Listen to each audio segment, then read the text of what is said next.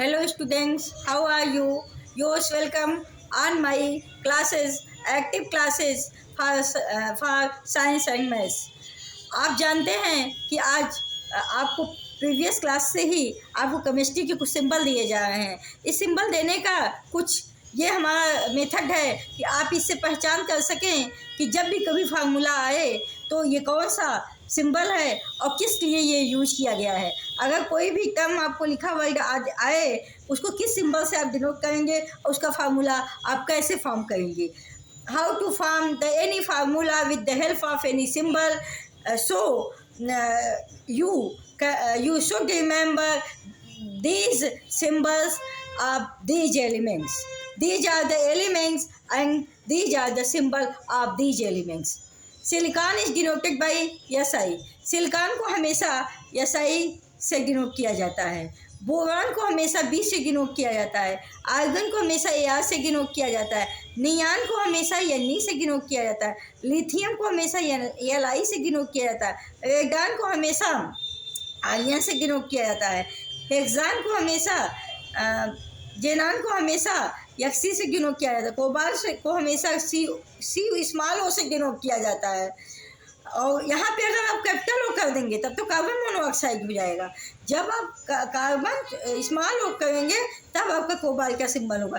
Barium को Ba से denote किया जाता है। कैडमियम को Cd से डिनोट किया जाता है। मरकरी को Hg। हम आपको मेन बात है हम मरकरी की बता दें कि इसी मरकरी का यूज आपके थर्मामीटर में होता है जिससे आप टेम्परेचर को मेज़र कर सकते हैं, क्योंकि ये जो है सामान्य टेम्परेचर पर भी ये लिक्विड अवस्था में होने के कारण ये आसानी से आपके शरीर के बॉडी के टेम्परेचर को मेजर कर लेता है, इसलिए इसी मरकरी का यूज थर्मामीटर में किया जाता है। हीलियम का सिंबल He है। अब आपको हम यहाँ पे बता दें कि कुछ जैसे आर्गन हुए, हीलियम हुए, लिथियम हुआ, जेनान हुआ और ये हीलियम हुआ, लिथियम हुआ, रेडान हुआ, ये सारे गैस हैं और ये आर्गन हुआ, ये अक्की गैस है।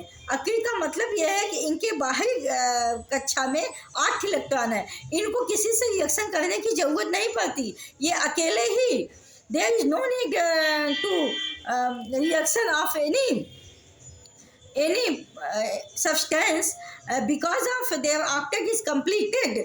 सो इनका चूँकि ऑक्टेट कंप्लीट होता है इसलिए इनको किसी से रिएक्शन करने की ज़रूरत नहीं पड़ती। और आप ध्यान दिए होंगे तो इनके कंपाउंड भी आप कम ही पाए होंगे, क्योंकि जिसके भी बाहरी कक्षा में आउटर सेल में 8 इलेक्ट्रॉन होते हैं वो सैचुरेटेड स्थिति में होता है। और जब सैचुरेटेड स्थिति में होता है तो उनको किसी भी चीज़ से बॉन्डिंग करने की ज़रूरत नहीं होती। जब किसी से बॉन्ड बनाने की ही ज़रूरत नहीं है तो उनके कंपाउंड ही क्या मिलेंगे, उनके कंपाउंड बहुत कम मिलते हैं। ज़्यादातर अगर बहुत मुश्किल से मिलते हैं तो जेनान के आपको कहीं कहीं मिल जाएंगे, बाकी आप हीलियम के तो कहीं नहीं देखेंगे।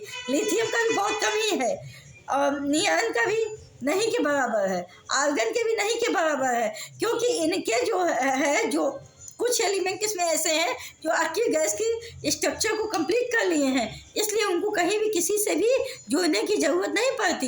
ये अक्की अवस्था में रहते हैं, एकदम निष्क्रिय हैं और किसी से बॉन्डिंग की ज़रूरत नहीं। जब किसी से कोई नीड नहीं तो बॉन्डिंग वो करेंगे क्यों, और नहीं करेंगे तो उनके कंपाउंड मिलेंगे क्यों। तो इसीलिए ये स्वतंत्र अवस्था में कुछ ऐसे गैसेज हैं जो सब नहीं इसमें से ऐसे हैं, लेकिन कुछ गैसेज ऐसे जैसे जेनान हो गया आपका, और आपका हीलियम हो गया, आपका नियान हो गया, ये सब गैसेज है। सिलिकॉन का भी यूज ना बैटरी और चिप में भी किया जाता है।